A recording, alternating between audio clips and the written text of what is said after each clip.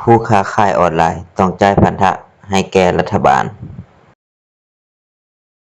ตอนนี้ทางกระทรวงการเงินเพิ่งได้ออกแจ้งการเกี่ยวกับการคุ้มครองการปฏิบัติพันธสัญญาสากลของนิติบุคคลที่ดำเนินธุรกิจและบุคคลผู้ที่มีรายรับที่เคลื่อนไหวและสนองสินค้าดิจิตอลและการบริการรูปแบบดิจิตอล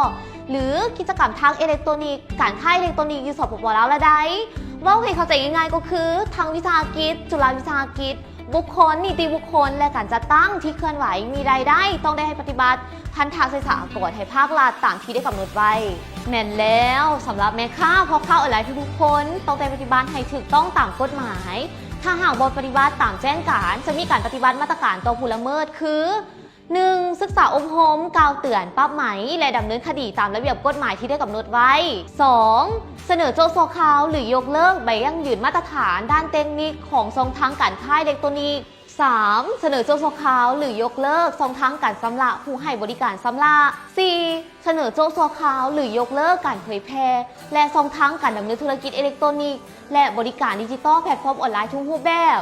5. เสนอโจทย์โซคาวหรือยกเลิกใบอนุญาตดำเนินธุรกิจและใบยั่งยืนทำผู้การค้าทางด้านอิเล็กทรอนิกส์รายละเอียดเพิ่มเติมสามารถอ่านเพิ่มเติมได้ที่แจ้งการฉบับเลขที่0560/กงลงวันที่14 กุมภาพันธ์ 2024หรือเข้าไปติดตามข้อมูลเพิ่มเติมได้ที่เว็บไซต์ของกระทรวงการเงิน www.mof.gov.la หรือโทรสอบถามได้ที่021 417 741ในโมงเวลาและวันราชการ